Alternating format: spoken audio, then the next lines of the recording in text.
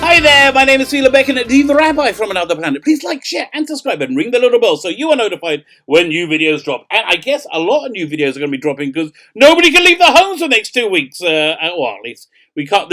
You can leave your home, but there's nowhere to go. That's for now. They closed down I live in Israel, and they closed down all the malls last night, and you're not allowed to go to synagogue. I mean, really? There's a global pandemic sweeping the earth. I would have thought that's the time you probably want to go and do a bit of praying. But I said, no groups, no one's allowed to be in a synagogue together. You can have more than a group of 10 people together. So, yeah, for me, this is sounding kind of like End of Daisy, but, not End of Daisy. Somebody called it the End of Days-esque. Yeah, this is sounding like kind of a bit like End of Days, but who knows? Let's see where we are next couple of weeks. So, anyway, over on Saturday, I'm a rabbi, so I'm normally offline. I'm Orthodox Jewish, so I don't go on the internet. I don't use electricity from Friday night till Saturday. So that means you get to catch up with a bit of reading. Here's the reading I was doing this week, which is kind of fascinating reading. This is Doctor Who, the season 1 companion. This came out in 2005. If you look over here, yeah, you can see these are all my Doctor Who magazines, like going back through the ages. So yeah, this is an original one I bought them, and it's a detailed look at the making of the first season, first series of Doctor Who with Crystal Exton. And oh my God, it's got Russell T Davies series pitch in it, and there is such a massive gulf between that and Chris Chibnall's Doctor Who, like such a massive gulf that I thought we should talk about. But before we do that, if you can consider hitting the subscribe button, thank you very much. That's something that I really, really need every one of you to listen. Again, I guess you're all trapped in your home. If you could take a second out of your day to click that subscribe button, that'd be fantastic. I got 500 subscribers. Let's see if we can get me up to 1,000 by the time the apocalypse finishes. I guess we could all agree that would be worthwhile. So yeah. Please hit the subscribe button. Check the video notes. I give stuff away each week. I don't know what I'm going to be giving away, but in the video notes it'll be sorted out and how you can win it. There's also going to be an audio adventure starring Nicholas Briggs you can download. So go check out the video notes. There's plenty of stuff there for everyone. So anyway, I was reading.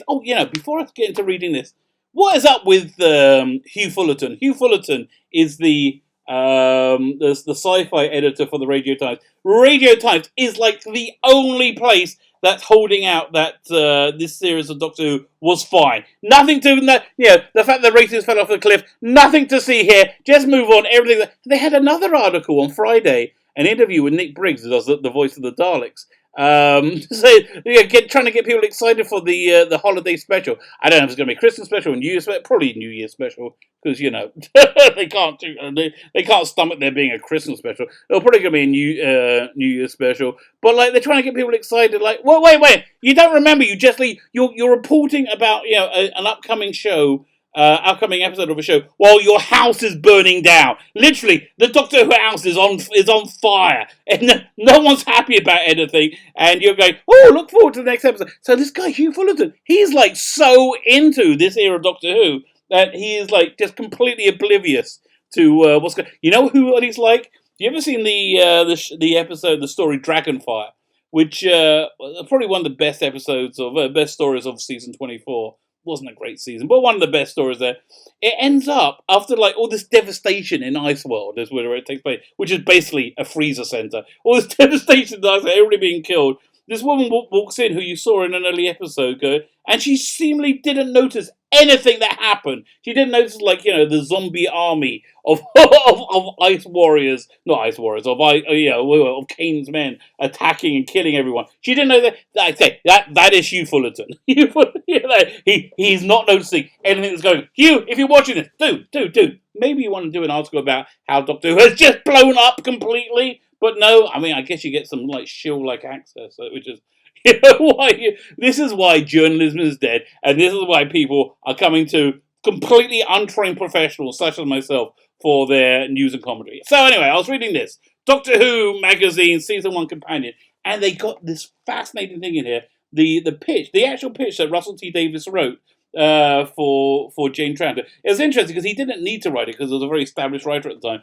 but he felt he needed to write it to so he could be on the same page, so he could present his vision of Doctor Who I think for Jane Tranter, he was the head of BBC at the time. And oh my God, again, if you can see any connection, any relation between this document and Chris Chibnall's Doctor Who, more power to you. So let me read it to you. This is how it starts off. This is the one-line elevator pitch for what Doctor Who is. A girl meets an alien, and together they travel the universe, forging a friendship across time and space. Yeah, there is not one word of that connects to season 11 and 12. Firstly, a girl. Oh, did you just assume my gender? Yeah, apparently meets an alien. Oh, did you just assume his gender? I guess you did there. And this was back in 2005 when people were kind of sane. And together they travel the universe. Yeah, okay, fine. It's that's like the trope they kept in Chibnall Who, forging a friendship. No, that's something that we haven't seen in Chris Chibnall Doctor Who. People forging a friendship. We've seen the fans say, "Oh, we love you, Doctor. You're the best. You saved us over and over again." Well, we've never seen why they feel that way about the Doctor. This Doctor's kind of a disaster for the fam. I can't believe they got me used to saying fam. But yeah, they didn't forge a friendship. They just have a friendship, which is really, I think, one of the fundamental differences between Russell T Davies' Doctor and Chris Chibnall. One was good and one was bad. Anyway, so let's look into that's just the first line. Then we go into the character of the Doctor. The Doctor, your best friend, someone you want to be with all the time. Really? That's really the overwhelming vibe I get from this document is just the joy, the sheer joy and fun of Doctor Who. Like how happy Russell T Davies is to Doctor Who, how much fun he wants to make it, and that's so much at odds with Chris Chibnall's Doctor Who, which is dour, which is depressing. Like, has anybody ever turned off an episode of Doctor Who of Chris Chibnall's Doctor Who and went, "Wow, I that was so much fun, that was uplifting"? No, it's always a woke scold lecture. So something like. Yeah, some lecture or some preaching or other, just nothing in it makes you feel good about watching it. Which opposed to Russell T Davies, which you just beamed with joy and enthusiasm, which I think just got magnified from the seasons 2, 3, and 4 when David Tennant took the role, who also shared Russell T Davies just unbridled joy at doing Doctor Who. Fine, so Russell T Davies' description of Doctor. Your best friend. No, Whittaker isn't. Somebody you want to be with all the time. I never want to be with Jodie Whittaker's Doctor. Again, I love Doctor Who all my life. They say the TARDIS literally showed up like appeared, like literally appeared in front of me. I'm like, woohoo! The TARDIS is here! Oh my God! What's gonna happen? And the door opens and it's Jodie Whittaker. I'm be like, yeah, that's fine. I'm just gonna stay here. And she probably takes off. She'll probably destroy the planet. She's so freaking useless. Okay, Russell T Davies continues. He's wise and funny, fast and sarky, cheeky and brave. She is none of those things. What? I have not seen her display anything that I would call wisdom in any way, shape, or form. Funny. She thinks she's funny. They think here's the trouble. They do play her like kind of goofy, like goofy for laughs, like doesn't know what's going on.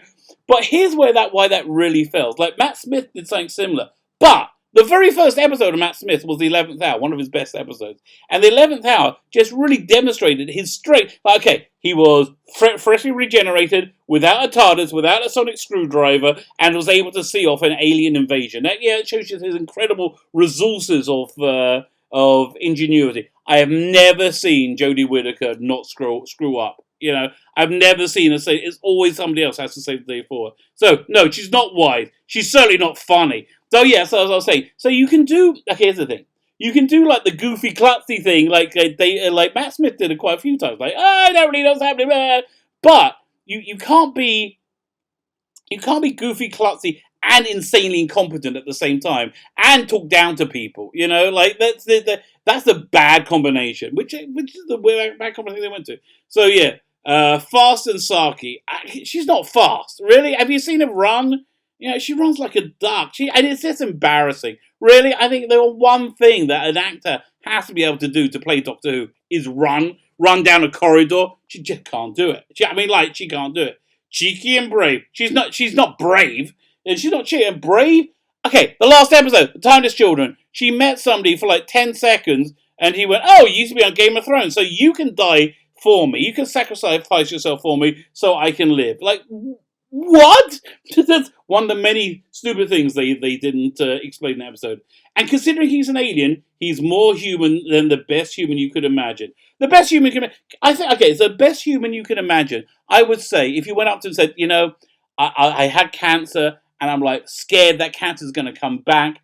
I think the best human that you can imagine would do something somewhat better and go, ooh, I'm a little bit socially awkward. Ooh, I'm just going to go over here and say, I don't know what to say. Yeah, really? God. Oh, see, that one scene should be enough to fire Chibnall, Matt Stevens, who like cited that as a good example of good Doctor Who somehow, and Jodie Whittaker. That one scene should be enough to fire them all. So fine. So she's not human. And he wanted to show that she's an alien. She's an alien in that she's a terrible, terrible person. I mean, even Peter Capaldi. Capaldi, who I think is probably one of the most, especially his first year, the most alien of the Doctors. He certainly seemed cold and aloof many, many times. But then, those moments of intense, just intense emotion that you see the intense emotion flowing in him. The best thing I think of when Clara throws all the keys away to the TARDIS, and she thinks she's destroyed the TARDIS, right? And yeah, it turns out they haven't. But that wonderful line he says, "Do you think you betraying me could change the way I feel about you?" Oh my God, that's so I mean, again, it's so incredibly inspiring. I'm only a paragraph into this. It's not good. More human being. So full of compassion, his heart could burst. His head.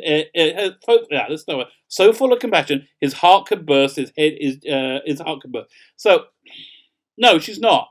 Yeah. Do you remember, when she met Ryan's father? Did she show, a real person with compassion would have acted like, let me think, Graham.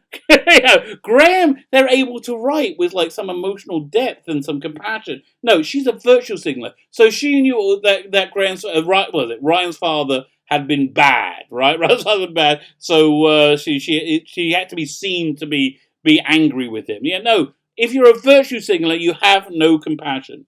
And head jam-packed with science and art and history. Yeah, I don't think she is really, to be honest with you.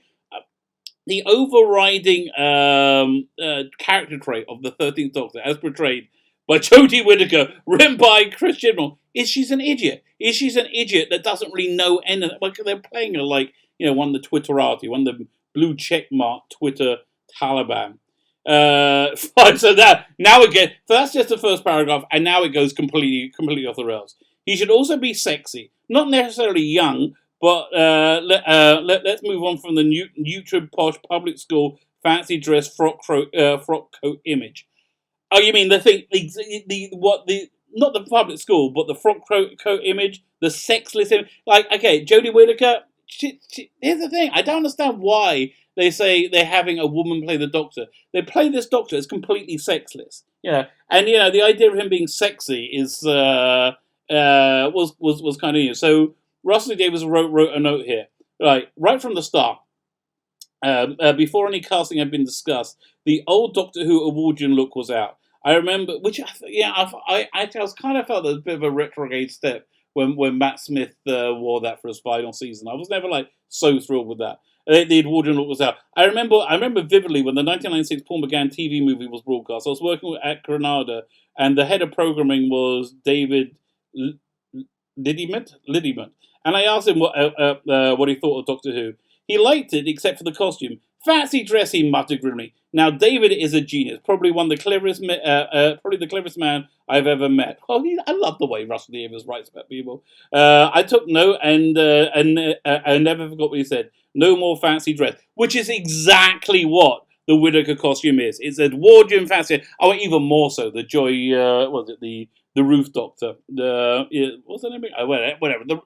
The Roof. It's fancy dress, and it's so horrible fancy dress, and that they have the rainbow across the chest, which is clearly saying, "Oh, we love transgender people." Screw you, and if you was it LG or B, but trans, oh, we love you. It's so that's the one good thing about the Timeless Children. There's no pretense of a gender anymore. That's clearly what the gender is from the beginning. He's immediate tactile. Stand too close to him and you could get burnt. We stand too close to Jodie Whittaker and you're almost certainly going to get killed by a bumbling inefficiency. So there you have it. Like it's coming up to the 15th anniversary of Rose, I think. Oh, it's this week. Yeah, 15th anniversary of Rose this week. And oh my God, has 15 years never seemed longer or more distant away than it does now. You just see the. I just wish Chibnall would realize that he just doesn't have it. He doesn't have what it takes. I think the worst thing that ever happened to Chibnall is that he wrote Broadchurch and it was very successful, because I think that's the same millisecond he stopped trying as a writer. And oh boy, do we see that now with season 11, especially season 12 of Doctor Who. Anyway, my name's Peter Davison, the Rabbi from another planet. I hope you're okay in your isolation. I hope you're able to go to the shop. Are the shops still open? I don't even know if the shops are still open. My wife did a bunch of crazy shopping last night as well. So I think we're all stopped. Although my kids are home now as well. Well, grown-up kids.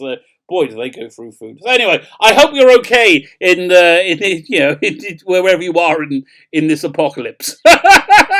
And stay well, stay safe, and I guess keep watching Doctor Who, because there's not that much else to do. Have yourself a fantastic day.